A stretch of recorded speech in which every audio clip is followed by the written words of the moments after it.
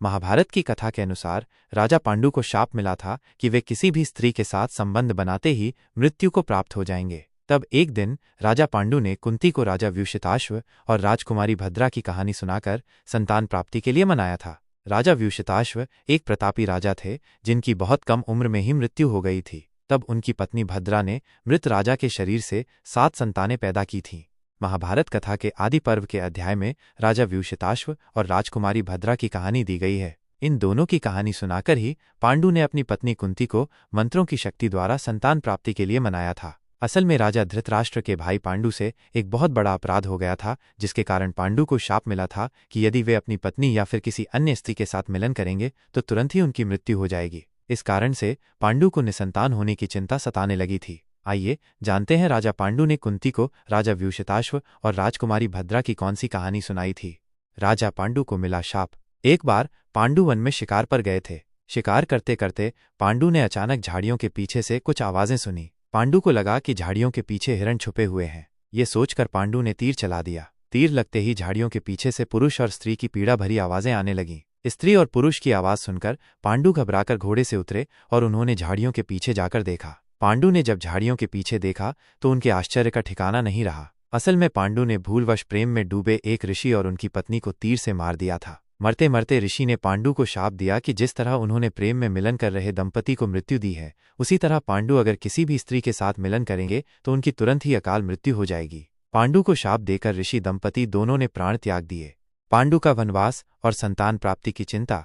पांडु ने अपनी दोनों पत्नियों माद्री और कुंती को ये पूरी घटना बताई। पांडु ने सब कुछ छोड़कर हमेशा के लिए वन में जाने की इच्छा जताई, लेकिन क्योंकि पांडु समझ चुके थे कि अब उन्हें शाप के कारण संतान प्राप्ति नहीं हो सकती थी, पांडु की निराशा देखकर दोनों पत्नियों ने भी पांडु के साथ जाने की। पांडु, कुंती और माद्री तीनों तप करके अपनी काम वासना को नियंत्रित करने लगे। तीनों वन में रहकर साधारण जीवन व्यतीत करते थे। तप करने के बाद भी पांडु के मन में संतान प्राप्ति की इच्छा रह रहकर आ रही थी।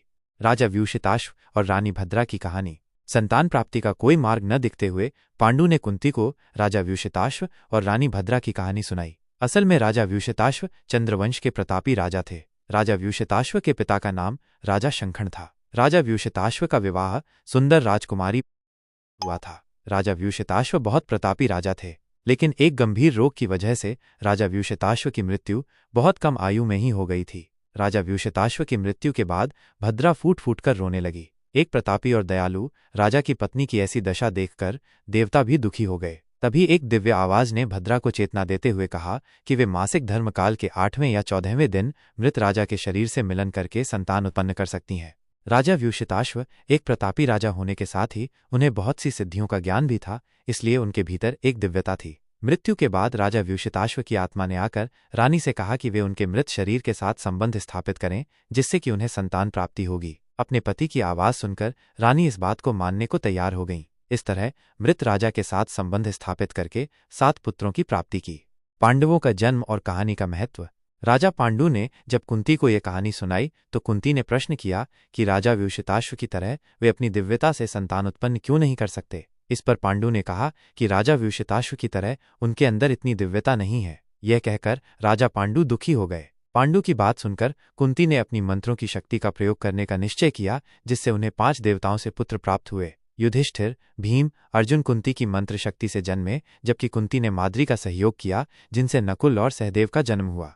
हालांकि राजा व्यूषिताश्व के मृत शरीर से संतान प्राप्ति वाली कहानी को कुछ लोग महाभारत की मूल कहानी से अलग दंतकथा भी मानते हैं, लेकिन कई प्रकाशकों जैसे कौशिकी बुक्स से प्रकाशित, पेंगुइन प्रकाशन और अन्य भाषाओं से प्रकाशित महाभारत में इस कहानी का उल्लेख मिलता है कि राजा के मृत शरीर से भद्रा को संतान प्राप्ति हुई थी। वहीं महाभारत की मूल कहानी में उल्लेख मिलता है कि राजा व्यूषिताश्व को फिर से जीवनदान मिला था। इसके बाद उन्हें संतान प्राप्ति हुई।